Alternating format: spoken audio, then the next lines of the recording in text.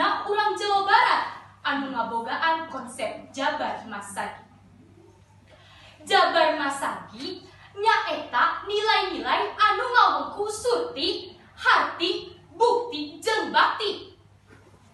Hadirin, tos uninga teu naon hartosna surti, harti, bukti, jeung bakti teh. Anu kahiji nyaeta surti. Hartina urang kudu bisa ngarasakeun. Ieu bedana urang jeung sato. Salawasna urang ngabogaan rasa atawa bisa ngarasakeun. Lamun aya jalma di deket urang anu kasusahan, urang kudu bisa ngarasakeun. Kumaha urang lamun jadi manehna?